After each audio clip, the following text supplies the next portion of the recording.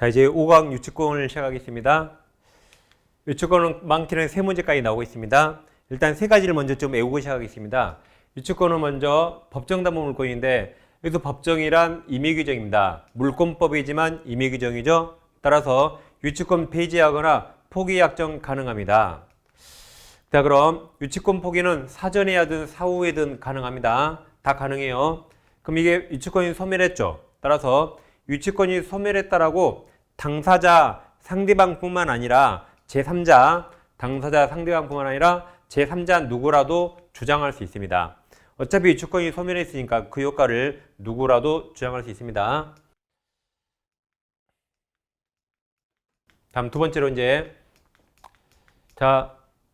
유치권에 인정되지 않는 성질이 있는데, 일단 유치권은 경매에서 우선 면제권이 없습니다. 그리고 물상대의가 없어요. 그리고 유치권에 대한 물권적 청구권이었습니다. 이 세 가지를 외우는 겁니다. 그 유치권은 우물에 유물 없어요. 우물에 유물 없다. 외우세요. 우물 파도 유물 안 나오죠? 흙밖에 안 나와요. 그래서 우물에 유물 없다. 외우세요. 이거 외운 이유가 이거 말고 유치권은 나머지는 다 있다. 나머지는 다 있다 하시면 돼요. 그러니까 유치권은 우물에 유물 없죠? 나머지 다 있다면 99% 거의 맞습니다. 그러면 유치권은 수반성 있다, 불가분성 있다, 부종성 있답니다. 유치권은 경매 청구권 있어요, 없어요? 경매 청구권 있다. 단 우선 매조건이 없습니다. 그리고 유치권에 대한 물권적 청구는 없죠. 유치권은 점유권에 대한 물권적 청구권이 인정됩니다. 그래서 이것 말고 나머지 다 있다 하시면 거의 다 맞습니다. 다음 유치권 행사 못하는 채권인데, 그 말은 유치권의 피담보 채권이 될 수 없는 겁니다. 일단 보증금, 다음에 권리금, 복은 아무 뜻 없어요. 복이 안 나오네요. 복은 여러분들 복 많이 받으셔서 학교에 가시라고 제가 써놓은 겁니다. 제 마음을 드린 거예요. 다음 지상물 매수 청구, 부속물 매수 청구, 그리고 매매대금 나오면 유치권 X. 매매대금 같은 말이 외상대금입니다. 대표적 예로서 건축 자재대금 채권 등, 즉 예를 들면 철근 매매대금, 외상대금이 철근 매매대금, 철근대금 다 똑같죠. 유치권 X. 다음 명의신탁 유치권 X. 이걸 외우는 겁니다. 자, 이것을 보건복지부가 국민을 배신했다를 매신했다 해서 보건복지부 매신 외우세요. 보건복지부 매신 유치권 X. 세 가지를 외웠습니다. 자, 문제를 들어갑니다. 을은 X건물에 관하여 생긴 변지기가 도래했죠. 도래에 앉아 채권 동그라미, 채권을 가지고 갑소유 X건물 점유에 동그라미 칩니다. 이게 점유가 유치권이죠. 물건에 관하여 생긴 채권인데 변지기 도래했죠. 그리고 점유하고 있죠. 이게 유치권 행사하는 겁니다. 그러면 갑이 채무자고 을이 유치권자가 되는 겁니다. 1번 을은 X건물에 관한 채권을 상환받을 때까지 X건물에 대해서 유치권 행사할 수 있다. 행사하고 있습니다. 2번 유치권자 을이 X건물 점유에 관해서 성간주임을 위반하면 채무자 갑은 소멸을 청구할 수 있다. 다음은 유치권자 을은 채무자 갑 승낙 없이는 X건물 제3자에게 담보 제공할 수 없습니다. 이제 4번 비교하세요. 4번 을은 유치물에 동그라미 쳐요. 보존의 필요 동그라미. 필요하다면 채무자 승낙 없어도 유치물을 사용할 수 있지만, 사용할 수 있죠? 적법입니다. 적법이지만 내 거 아니죠? 그럼 세상에 공짜가 없어요. 따라서 차임 상당의 부당이득 반환 의무가 있다. 그러니까 보존에 필요하면 사용할 수 있죠? 사용할 수 있어요. 단 세상에 공짜가 없으니까 사용료를 주는 거죠. 그러니까 불법의 행위가 아니에요. 손해배상이 아니라 부당이득 반환 의무가 있다는 겁니다. 다음에 이제 유치권은 점유를 계속 해야 되죠. 점유가 중단되면 유치권 소멸합니다. 자, 그럼 점유 그러면 간접 점유 무조건 포함된다. 점유하면 간접 점유 무조건 포함되는데, 간접 점유로 유치권 행사할 수 있는데, 단 제3자에게 직접 점유를 맡겨야 유치권이 인정되고 채무자가 직접 점유한다. 그럼 이것은 채무자에게 물건을 그냥 돌려준 겁니다. 채무자에게 물건을 돌려준 거라 이건 유치권 인정 안 됩니다. 예를 들어서 갑이 자동차가 있는데 을카센터에 수리마켓에서 수리비가 나옵니다. 차에서. 그럼 물건에 관한이 생긴 채권이라 이 수리비가 200만 원이다. 갑이 돈 안 주잖아요. 카센터 사장님이 차 못 주라고 차를 꽉 잡아두죠. 유치권 행사할 수 있다. 근데 카센터가 좁으니까 인근의 병 주차장에 안전하게 차를 위탁, 보관, 임치합니다. 이 차가 넘으면 을이 맡겼잖아요. 그럼 이제 병이 직조점이하고 맡긴 을이 간접점이로 둘 다 유치권 행사할 수 있습니다. 이처럼 유치권이란 갑소유 물건이지만 돈 내놔, 돈 안 주면 차 못 주는 겁니다. 이렇게 채무자에게 빨리 돈 갚으라고 심리적 압박을 가는 겁니다. 그럼 비교해 보세요. 다시 갑이 자동차가 있는데 을카센터에 수리 맡겨서 수리비가 200만 원이 없어요. 200만 원 없습니다. 그래서 갑이 그래요. 200 없는데 차는 필요해서 그럼 제가 하루에 10만 원씩 드릴 테니까 10만 원씩 받고 내 차를 빌려주세요 해서 차를 대여했다. 그러면 채무자가 직조점이 하죠. 그리고 채권자가 간접점이 하죠. 이런 유치권 없습니다. 이건 그냥 물건 돌려준 거예요. 그냥 물건 돌려준 거라 이런 유치권 없다. 간접점이 이르게 제3자에게 물건을 맡겨야 인정됩니다. 두 개 잘 비교하세요. 자, 문제를 풀어봅니다. 지금 을이 유치권자입니다. 5번. 유치권자 을은 X건물의 채권을 상환받기 위해서 X건물 경매할 수 있어요, 없어요? 있다. 아까 우물에 유물 없다. 나머지 다 있다. 경매할 수 있지만 우물에 유물 없다. 우선면제권 인정되지 않는다. 자, 유치권자가 물건을 점유하니까 점유는 적법으로 추정되기 때문에 유치권자가 적법점이라고 증명할 책임 없습니다.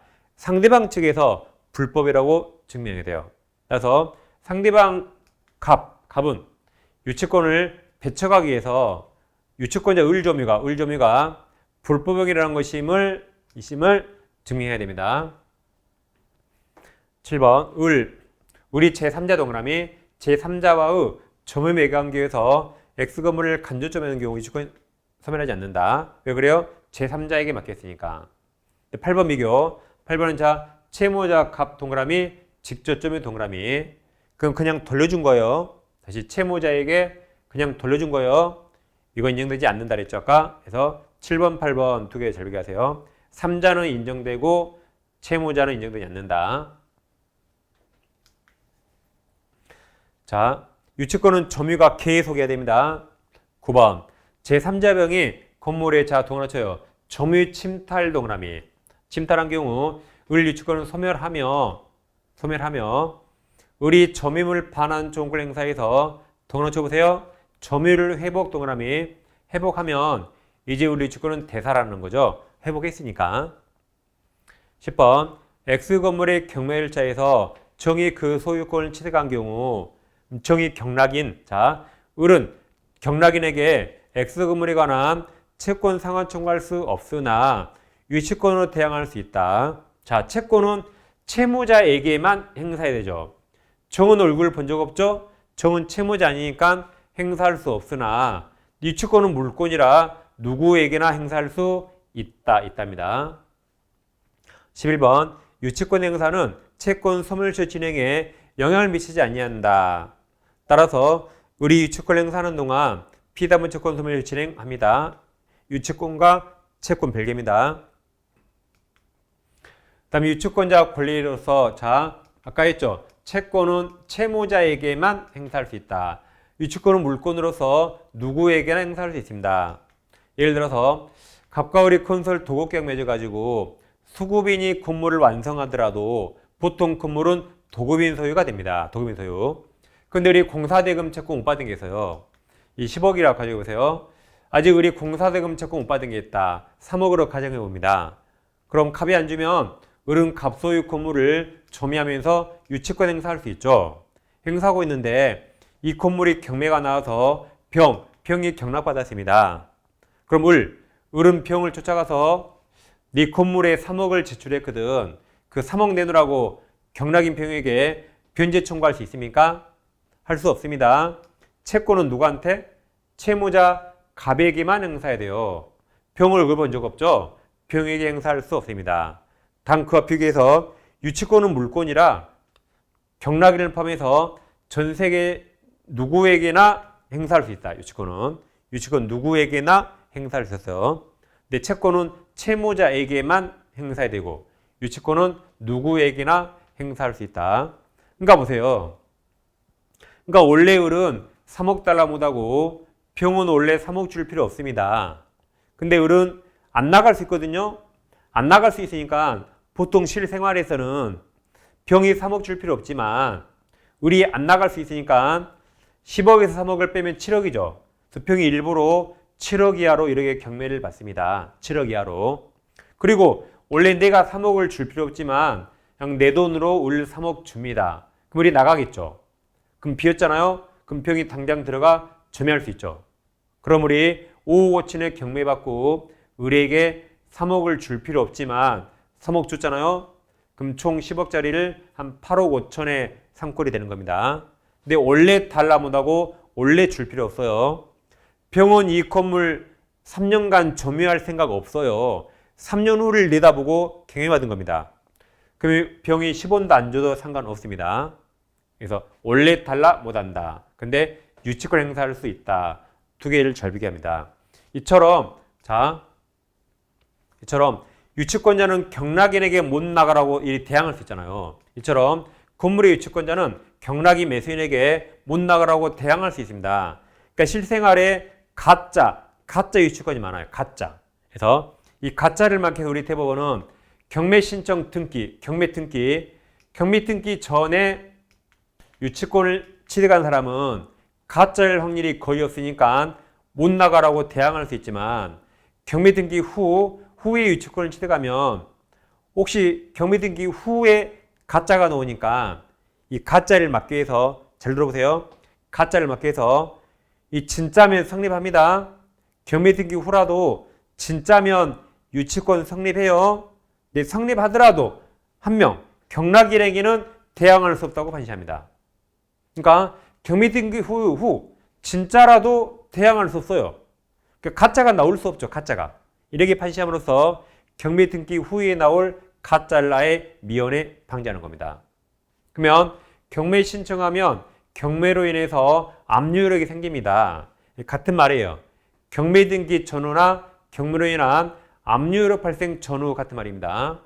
그래서 경락인에게 대항할 수 있는가 없는가는 뭐가 기준이에요? 경매 등기입니다.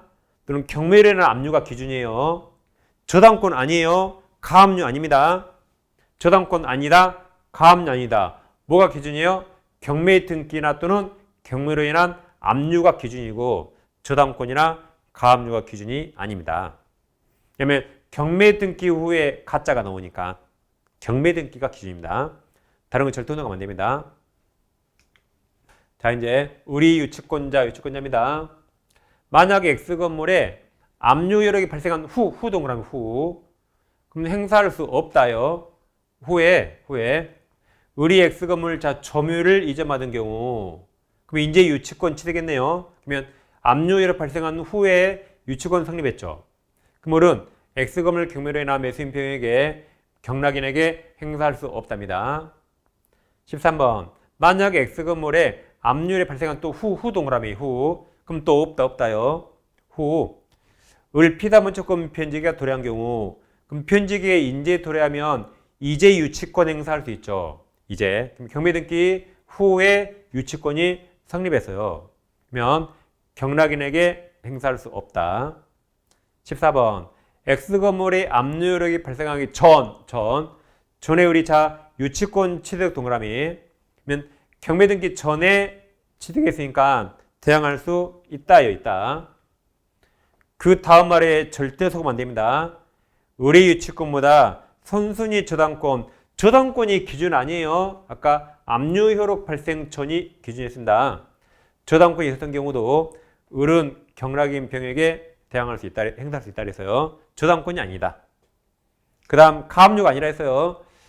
X건물의 압류력이 발생하기 전 동그라미 을이 유치권 취득 동그라미 칩니다. 그럼 행사할 수 있다요. 그 다음 말에 절대 속으면 안 됩니다. 취득하였지만 의뢰 유치권보다 선순위 가압류가 기준이 아니라 해서요. 있었던 경우도 경락인평에게 대항할 수 있다. 뭐가 기준이에요? 경매 등기나 경매로 인한 압류 효력 발생 전후가 기준입니다. 16번 갑과 을 사이에 유치권 포기 약정 유효죠. 임의 규정 유효. 약정한 경우 그 약정은 유효이고 다음 제3자든 상대방이든 누구나 주장할 수 있다고 했었죠. 그래서 유치권 아무튼 중요한 논점 아주 많습니다. 정확히 정리해서 반드시 유치권은 다 맞춰야 됩니다. 다음 파트 이제 저당권으로 가겠습니다. 이제 물권이 점점 끝나가고 있습니다. 자, 먼저 담보물권 통행성을 공부할 텐데 먼저 채권은 크게 두 가지입니다. 은행에서 돈 빌리면 보통 담보물권 따라 나올 것이고 그냥 금액이 아주 적으면 옆 사람에게 10,000원 빌리는데 아파트에 저당됐습니까? 아니면 아주 친한 친척끼리는 담보물권 없이 그냥 돈만 빌릴 수 있죠? 이처럼 채권은 크게 두 가지예요. 담보권이 따라 나온 채권과 담보가 없는 채권 크게 두 가지입니다. 그럼 자, 우리 이쪽에서 그럼 A는 담보물권은 채권을 담보하죠. 돈 못 받을까봐 저당 설정하죠. 그래서 채권을 담보하니까 채권을 담보를 받잖아요. 그러니까 수동 P를 써서 피담보 채권 또는 피담보 채무 같은 말입니다. 근데 담보가 없으니까 이거 그냥 일반 채권, 무담보 채권이랍니다. 우리 여기서 주종을 따진다면 채권이 주된 권리고 이게 종된 권리입니다. 돈도 안 빌린데 저당권이 나올 수 없죠. 돈을 먼저 빌려야 저당권이 따라오는 거죠. 엄마 자식 따지면 엄마가 먼저 태어나야만 그러죠? 자식이 태어나겠죠. 이게 목권, 이게 자권이 됩니다. 죄송합니다. 이게 목권, 이게 자권이 돼요. 그럼 자, 여기서 이제 먼저 부정성을 보겠습니다. 갑부동산의 을이 3억 채권을 가지고 저당권을 취득합니다. 그러면 채권이 엄마, 아까 목권, 엄마, 주된 권리, 저당권이 종된 권리, 자식이었어요. 그럼 여기서 을에게는 현재 3억 채권과 종된 권리, 저당권이 있는데 채권이 소멸하면 저당권도 따라서 소멸합니다. 이게 부정성입니다. 그래서 369조가 저당권으로 담보한 채권, 이게 피담보 채권이 시효완성 기타 사유로 인한 소멸한 때 저당권 종된 권리도 소멸한다. 이게 헷갈리니까 채권을 엄마, 주된 권리, 저당권을 자식 생각하세요. 그러니까 엄마고 자식이 이제 깐난애기 젖먹이 유아예요. 그럼 여기세요. 엄마가 죽으면 자식도 죽습니다. 엄마가 죽으면 자식도 따라 죽는다. 이게 부정성입니다. 다음 수반성이 시험에 잘 나오는데 자, 수반성은 다시 갑부동산에 3억 채권으로 저당권 취득했죠? 그럼 채권이 엄마 주된 권리, 저당권이 자식 종된 권리입니다. 그러면 이제 을에게는 채권도 있고 종된 권리가 있죠? 다시 채권 종된 권리, 다시 채권 종된 권리 있습니다. 그럼 여기서 우리 채권을 병에게 양도합니다. 그럼 특이하게 없는 한 주된 권리 양도도 여기 포함시켜져요. 그래서 병은 채권도 취득하고 저당권은 이전 등기하면 취득합니다. 그 다음 이번에 병이 그래요. 나는 저당권 필요 없으니까 채권만 넘기래요. 나는 저당권 필요 없으니까 채권만 넘기래요. 가능합니까? 예, 가능합니다. 저당권 없이 채권만 존재할 수 있죠? 가능하다. 그럼 병은 담보가 없는 무담보 채권을 양도합니다. 근데 이번엔 반대로 채권과 분리해서 저당권 담보 물권만 양도할 수 있나요? 이거 안 됩니다. 저당권은 반드시 앞에 채권과 함께 있어야 돼요. 저당권은 반드시 뭐와 함께? 채권과 함께 있어야 돼요. 그래서 저당권만 양도할 수 없다. 이게 321조 시험이 제일 잘 나와요. 자, 저당권 종된 권리는 그 담보한 채권이 피담보 채권 엄마랑 분리해서 타인에게 양도 안 돼요. 양도하거나 다른 채권 담보로 둘 다 안 됩니다. 이게 헷갈리니까 아까 우리가 엄마와 자식이겠죠? 엄마와 이게 아까 깐난애기, 젖먹이 유아. 그러겠습니다. 그래서 보세요. 엄마가 지나가면 자식 데려갑니다. 엄마가 지나가면 자식 데려간다. 근데 독한 X는 엄마 혼자만 지나갈 수 있죠. 독한 X. 엄마 혼자만 지나갑니다. 그럼 자식은 그날 굶어 죽어요. 그리고 깐난아기만 혼자 기어갈 수 없죠. 깐내리기니까 젖먹이 유아만 혼자 집 나갈 수 없어요. 젖먹이 유아가 집 나가려면 반드시 엄마랑 함께 엄마 등에 옆에서 가야 되고 젖먹이 유아만 걸어갈 수 없다. 이게 그 내용입니다. 그래서 모자로 하면 실수하지 않고 바로 맞출 수 있습니다. 자, 문제를 풀어봅니다. 자, 갑은 을에 대한 금전 채권을 담보하기 위해서 을의 X부동산의 저당권 취득, 갑이 취득했죠? 갑이 저당권자고 을이 채무자입니다. 1번, 갑에게는 물권의 반환 청구권 준용되지 않죠. 저당권은 점유하지 않으니까 물청 중에 반환 청구 없습니다. 2번, 갑은 저당권이 자식을 엄마랑 분리하여 재산을 양도할 수 없으며 다른 채권 담보를 할 수 없다. 아까 했죠? 자식만 집 나갈 수 없다. 그리고 다른 채권 담보를 할 수 없다. 반드시 엄마를 따라간다고. 이게 아까 361조. 3번, 저당권으로 담보한 채권이 피담보 채권 엄마가 시완성이나 변제로 소멸하면 자식도 따라서 죽는다, 소멸한다. 아까 했죠, 여기서 모자로 하면 된다 그랬습니다. 그 다음 이제 물상대위상을 공부하겠습니다. 자, 물건이 멸실, 훼손, 공용징수일 때만 물상대위가 가능하다. 사유가 써 있어요. 멸실, 훼손, 공용징수 써 있습니다. 그럼 여기 매매 있나요? 매매 없으니까 매매대금 물상대위 X.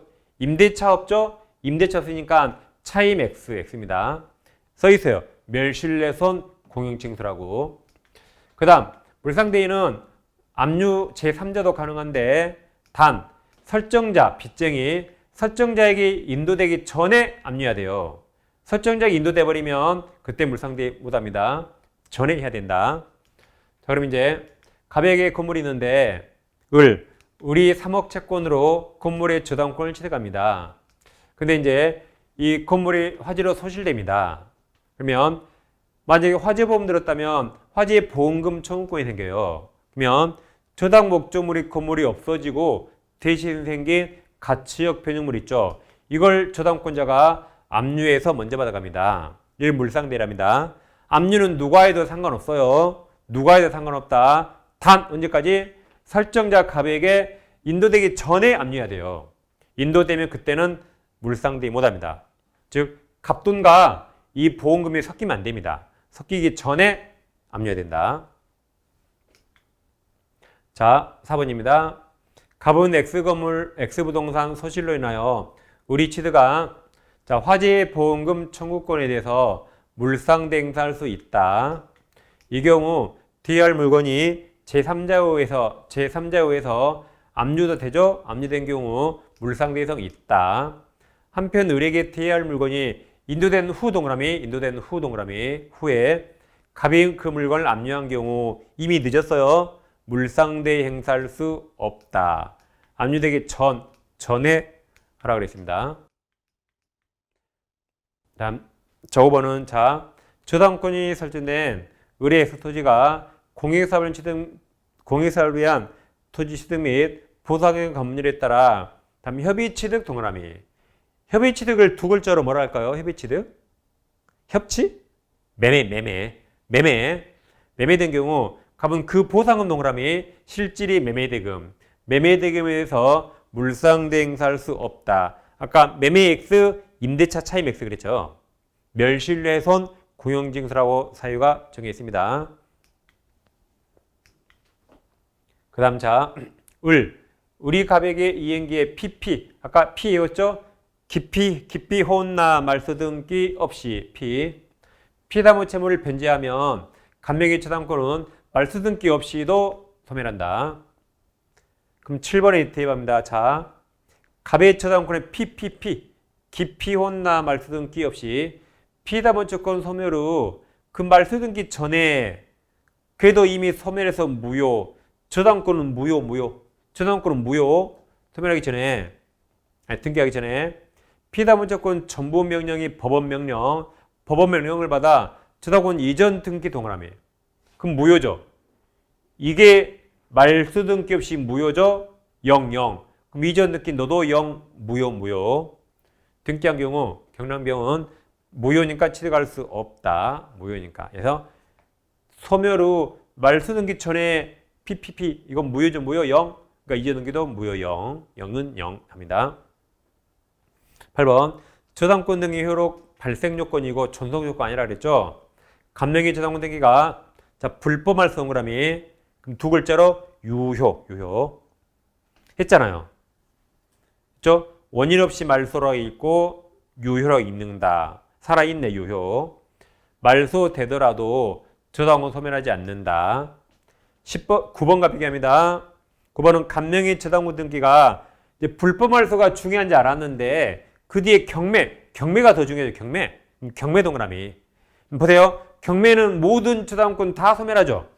여기 9번에 있는 저당권 다 지워요. 여기 9번에 있는 저당권 다 지워요. 그럼 저당권 이거 지워요. 지웠으니까 여기 지워요. 여기 지웠다. 지웠죠. 지웠으니까 저당권 회복될 수 없다. 지웠으니까. 그래서 재산税매각되면 경매 신청으로 매각되면 회복할 수 없다. 다 저당권 지웠으니까. 경매 그러면 저당권 다 지웁니다. 그래서 8번, 9번 두 개 비교하세요. 8번은 불법 말소가 중요하고 9번은 불법 말소보다 경매가 훨씬 중요하다. 비교하면 되겠습니다. 다음 이제 제3취득자를 볼 텐데 일단 제3취득자는 채무자일까요? 아닐까요? 채무자 아닙니다. 채무자는 딱 세 글자, 채무자 네 글자도 아니고 두 글자도 아니에요. 채무자는 딱 몇 글자? 채무자. 제3취득자는 다섯 글자죠. 글자 수가 다르죠? 채무자 아닙니다. 채무자는 채무자 세 글자요. 채무자의 가족은 채무자 아니에요. 글자 수가 다르니까. 그럼 이 사람이 누구냐면 부동산에 저당권 있는데 이후에 소유권 취득하거나 용의권 취득한 자들이 제3취득자입니다. 그럼 저당권 있는데 용의권 취득한 자는 실생활에 많이 보입니다. 소유권 취득한 자는 잘 안 보여요. 그래도 시험은 이자가 더 많이 나옵니다. 아무튼 둘 다 채무자 아니다. 채무자는 따로 있고 얘들은 채무자 아닙니다. 그래서 자 363조 2항 저당물 소유권 취득한 제3자 제3취득자도 채무자 아니죠? 그러니까 경락인 경매인 될 수 있다. 채무자는 경매 못 받아요. 얘는 채무자 아니죠. 그러니까 경매 받을 수 있다는 말입니다. 그 다음 제3취득자 비용상은 주고 있어요. 저당물 제3취득자가 그 부동산의 보존 개량을 위해서 필요비 또는 유익비 지출한 때 아랫줄 저당물 경매외과에서 우선 상환이나 우선 변제 받을 수 있다. 채무자 아니니까. 자 문제 다시 아까 갑이 저당권자였죠. 갑이 저당권자 을이 채무자입니다. 10번 을이 채무자 소유자로부터 부동산 취득한 평 얘가 소유권 취득한 자가 제3취득자 제3취득자 비용이 그 부동산에 유익비를 지출한 경우 저당물 경매대가에서 우선 상환이나 우선제 받을 수 있다. 아까 327조 11번 똑같아요. 을로부터 X부동산 취득한 평 제3취득자는 채무자 아니니까 저당물 경매에서 경락인 경매인 될 수 있다. 채무자 아니니까. 다음 저당권 효력 범위가 아주 중요한데 자 358조 저당권 효력은 저당 부동산에 부합된 물건과 종물 속에 종된 권리 포함시켜집니다. 여기 미친다. 그러나 법률의 특별한 규정들은 설정이 합의 약정이죠. 합의에 다른 약정이 안 미친다. 원리는 다 미칩니다. 임의 규정이에요. 약정이 우선할 수 있으니까 임의 규정. 그리고 그 약정은 당연히 등기야 제3자에게 대항할 수 있습니다. 자, 그럼 이제 부동산이 있는데 이 부동산에 저당권이 나옵니다. 그럼 부동산에 부합물이 나오거나 종물, 종된 권리가 나와요. 그 말은 결국 한 몸이 된 겁니다. 한 몸이 됐죠. 그럼 저당권 여기까지 다 미친다. 설정 선후를 따지지 않아요. 설령 저당권이 먼저 나오고 얘들이 나중에 나왔다. 그래도 다 미친다. 그러니까 쉽게 말하면 내 몸무게 원래 60kg인데 여러분들 공부하다가 지금 살만 쪘죠. 여러분 공부하다가 실력은 안 찌고 살만 쪘어요. 살이 20kg 쪘다. 그럼 내 살 맞죠? 그 당연히 다 미친다. 80kg 다 내 살이죠? 다 미칩니다. 저당권 설정 후에 나오면 미쳐요. 보세요. 저당권이 암세포라면 60kg일 때 암 걸렸죠? 암 걸렸거든요. 암 걸리고 20kg 쪘다. 그럼 그 20kg에 암세포 들어오잖아요. 그래서 저당권 설정 전후 따지지 않고 다 미친다. 자, 그럼 갑소유 토지에 우리 지상권 취득합니다. 또는 토지 임차권 취득했다. 그 지상이 우리 건물 지으면 건물에 저당권이 설정되면 이 건물을 위한 종된 권리에 저당권이다 미친다. 이 종된 권리가 심이 제일 잘 나옵니다. 따라서 저당권자가 건물을 경매 청구해서 경락이 나오면 경락이는 건물로 취득하고 저당권이 미쳤죠? 종된 권리인 지상권, 임차권 다 취득한다. 다음 이제 과실도 심이 잘 나오고 있습니다. 359조. 저당권 여러분, 저당 부동산에 대한 압류가 있은 후죠. 후, 이전 틀려 후에 저당 설정자가 그 부동산으로부터 수취한 과실 또는 수취할 수 있는 과실이 미친다. 그러니까 저당권은 부동산을 점유하지 않죠. 점유하지 않으니까 원칙 과실의 효력이 미치지 않아요. 원칙 안 미친다. 근데 단 압류 후부터는 예외적 미치는 겁니다. 효력이 미친다. 자, 12번.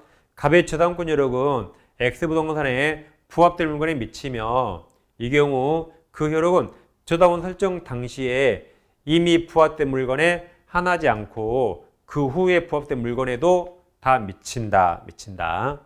설정 전후를 따지지 않는다 그랬죠. 13번. 만약에 X부동산이 제3자 병소유 토지에 건축된 건물이라면 갑의 저당권 효력은 그 건물을 소유를 목적으로 한 동그라미 쳐요. 지상권 동그라미, 토지 임차권 동그라미, 종된 권리에 미친다. 14번. X부동산 압류가 있으면 압류 이후죠. 이후 의뢰 X부동산에 관한 차임채권 동그라미, 과실, 법정 과실에 미친다. 압류 후가 미쳤습니다. 자, 여기까지 저당권을 마치겠습니다. 그 다음 이제 일괄경매 청구를 따로 보겠습니다. 자, 갑소유 토지 나대지에 저당권자 A가 나와요. A. 그리고 자 보세요. 그러면 설정 당시 건물 있어 없어? 건물 없고 나대지죠. 그럼 법정상으로 인정되지 않습니다. 인정되지 않아요.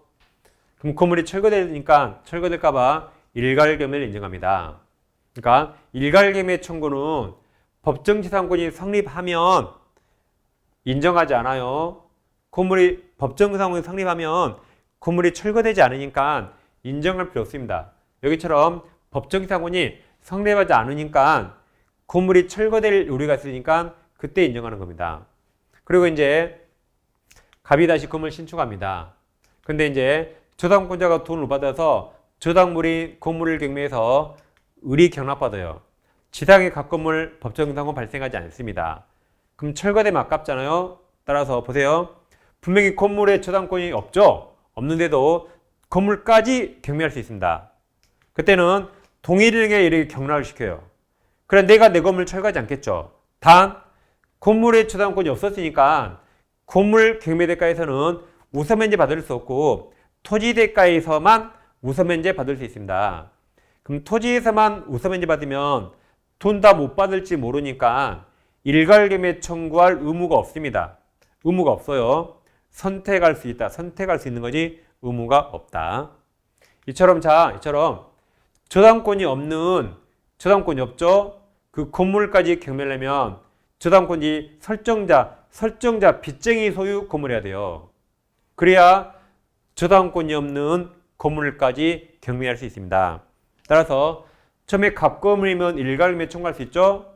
근데 그걸 제3자가 소유권 취득하면 이제 설정자 소유 아니죠. 이때는 함부로 경매 청구할 수 없다. 그 다음 이번에는 갑이 건물을 신청한 게 아니라 제3자 평이 용의권을 취득해서 용의권자 평이 건물 지어서요. 그럼 빚쟁이 건물 아니죠? 할 수 없다. 근데 그걸 나중에 설정자, 빚쟁이, 갑이 소유권 취득하면 이제는 빚쟁이 설정자 소유죠. 이때는 가능합니다. 그래서 이 설정자 소유 건물은 가능하고 제3자 소유 건물은 일괄금에 청구할 수 없답니다. 괘씸에 제일 잘 나오고 있습니다. 자, 갑은 그 소유 토지에 을 저당 동그라미 설정한 뒤 건물 신축 동그라미 누가 신축했죠? 써요. 갑이 자기 토지에 건물을 신축했다. 저당 문자 을이죠. 그럼 일괄금에는 자 갑이 저당 설정했죠. 갑이 저당 설정했죠. 그러니까 설정자 갑 소유 건물만 가능하다. 1번 을이 저당권 실행을 위한 경매를 청구해서 병이 경납받은 경우 갑은 건물을 위한 법정형 취득하지 못한다. 그러죠? 나대지의 저당권을 취득하고 건물되었으니까. 2번 을은 토지와 함께 건물에 대하여도 경매 일괄금에 청구할 수 있다. 왜냐하면 현재 아까 갑이 신축했죠? 설정자 갑 소유 건물이라 할 수 있다. 3번 갑이 건물을 제3자 정에게 매도하여 정이 소유권 취득한 경우 을은 토지와 함께 건물에 대해 경매에 청구할 수 없다. 왜 그래요? 이제 설정자 갑 소유 건물이 아니죠. 제3자 소유 건물이라 경매할 수 없다. 4번 만약 갑으로부터 용의권 설정받는 무가 제3자 무가 갑토지에 건물을 신축한 경우 그럼 갑소유 아니죠? 무소유고 갑소유 아니죠? 을은 토지와 함께 건물에 대하여 경매 청구할 수 없다. 일괄금에 오답니다.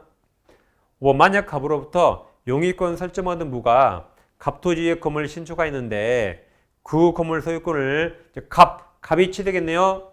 그럼 설정자 갑소유 건물이 됐죠. 그때는 을은 토지와 함께 건물에 대해서 일괄금에 청구할 수 있다. 6번 을은 토지와 함께 건물에 대하여도 경매를 청구해야 될 의무가 없죠. 할 수 있으며 매각대금 전부가 아니죠. 건물은 우선 면제 못 받는다 했죠. 전부에 대해서 우선 면제 받을 수 없습니다. 건물을 제외한 토지에 대해서만 받는다 했죠. 그래서 없다. 자, 지금까지 저당권 일괄금에 공부했죠. 이제 바로 근저당 가겠습니다. 일단 저당권 소멸 청구를 보겠습니다. 자, 324조가 제3취득자 대입변제인데 자, 저당 부동산에 대해서 소유권, 그 다음에 용의권, 지상권 또는 전세권 취득한 제3자 지금까지가 제3취득자 다시 아까 제3취득자가 누구라 했죠? 저당권 있는데 소유권을 취득하거나 용의권 취득한 자가 제3취득자 채무자 아니에요. 채무자는 따로 있습니다. 이 사람은 저당권자에게 그 다음 그 부동산으로 담보한 채권이 일반 저당권은 360조 지은이자 1년 근저당권은 채권 최고액을 말합니다. 이걸 편지하고 저당권 소멸을 청구할 수 있습니다. 즉 갑소유 부동산의 저당권자 을 채권의 3억인데 채무자 갑이 채무자죠. 채무자가 지연이자 3년이 발생했다. 그럼 채무자 갑은 원금 3억과 지연이자 3년을 전부 다 변제해야만 이걸 소멸 청구할 수 있어요. 근데 여기서 소유자가 병으로 바뀌면 얘가 제3취득자기 저당권인데 소유권 취득한 제3취득자예요. 그럼 채무자는 갑이죠. 병 채무자 아니죠? 그럼 제3취득자는 원금 3억과 이 중에 1년분만 변제하고 소멸 청구할 수 있다. 301조가 지연이자 1년이거든요. 그래서 3년 전부가 아니라 원금 3억과 이 중에 지연이자 1년만 변제하고 소멸 청구할 수 있다는 겁니다. 그러니까 채무자는 전액 다 변제, 채무자 아닌 자는 1년, 3억과 1년. 근저당 마찬가지예요. 갑부동산에 근저당 을이 있고 채권 최고액 3억입니다. 근데 갑이 채무자죠? 채무자가 갚아야 할 돈이 3억 5천이 확정됐다. 최고액을 초과했죠. 그럼 채무자 갑은 전액을 다 변제해야 소멸 청구할 수 있는데 소유자가 병으로 바뀝니다. 그럼 병을 제3취득자 또는 만약에 이 부동산에 물상보증이 따로 있다. 그럼 얘도 채무자 아니죠? 글자 수가 달라요. 채무자는 3글자, 물상보증인 5글자, 채무자 아닙니다. 그러니까 제3취득자도 채무자 아니죠. 물상보증인도 채무자 아니죠. 채무자 여기 갑이잖아요. 갑. 그럼 얘들은 채무자 아니니까 3억 5천 전액이 아니라 이 채권 최고액 3억만 변제하고 이것을 소멸청구할 수 있습니다. 그래서 채무자인 자는 얼마만? 전액이 아니라 3억만 변제하고 소멸청구할 수 있다. 채무자는 전액을 다 변제된다. 그래서 채무자인 자와 채무자인 제3자가 저당권을 말소 청구하기 위해서 변제 금액이 서로 다릅니다. 자, 이제 문제 봅니다. 자, 채무자 채무액 써봐요. 3억 5천, 3억 5천. 3억 5천이 채권 최고액 3억 초과한 경우 제3취득자 동그라미 채무자 아니죠. 제3취득자는 최고액만 3억만 변제하면 근저당권 설정액이 말소할 수 있다가 되는 거죠. 2번 마찬가지. 채무자 채무액이 채권 최고액을 초과한 경우 물상보증액 돈으로 쳐보세요. 채무자 아니죠? 그럼 채권 최고액만 변제하면 말소할 수 있다. 3번. 채무자 채무액이 채권 최고액을 초과한 경우 다음 채무자 동그라미 얘는 전액을 변제해야 돼요. 얘는 채무 전액을 변제하지 않으면 근저당권 설정 등기 말소 청구할 수 없다. 즉 전액을 변제하란 말이죠. 그래서 세 개 묶어서 잘 비교하세요. 채무자 아닌 자들은 채권 최고액만, 채무자는 전액입니다. 다음 피담보채권 확정에서 경매 신청입니다. 갑부동산에 근저당권자 을이 있고 그 밑에 후순위 담보권자 병이 있어요. 그냥 저당권이든 뭐 근저당이든 상관없습니다. 여기서 시험은 선순위 을채권이 언제 확정되는 가 물어봅니다. 그러면 근저당권자 을이 경매 신청하면 그날 을채권이 확정된다. 확정됐죠? 근데 경매를 취하더라도 이미 확정됐잖아요.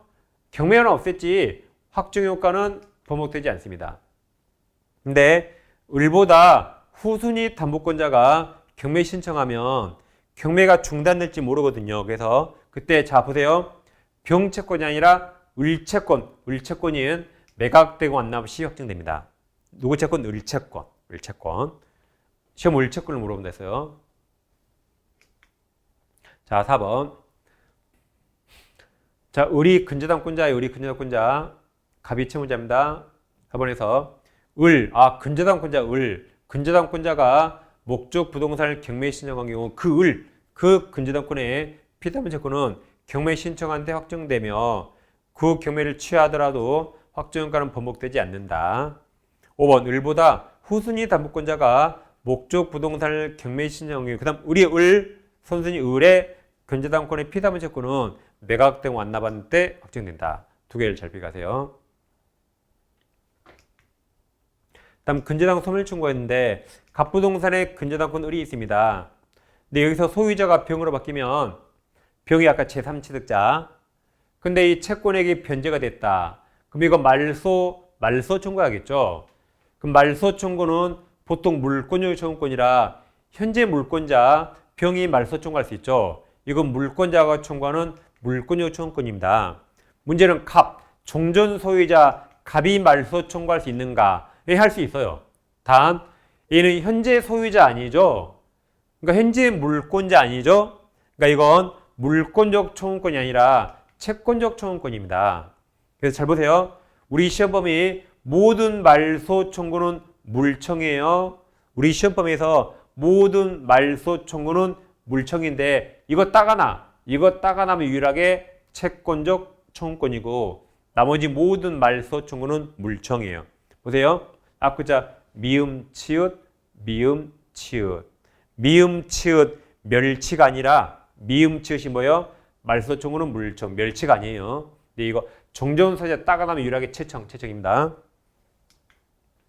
6번 우리 근저당권을 취득한 후 병이 목적 부동산 소유권을 취득한 경우 피담보채권 소멸을 이유로 근저당 말소 청구 누가 하죠? 아까 둘 다 가능하다. 얘는 채청, 얘는 물청. 둘 다 가능하다. 갑 또는 병입니다. 갑 또는 병. 자, 여기까지 이제 근저당까지 마치겠습니다. 여기까지 5강을 일단 마치겠습니다.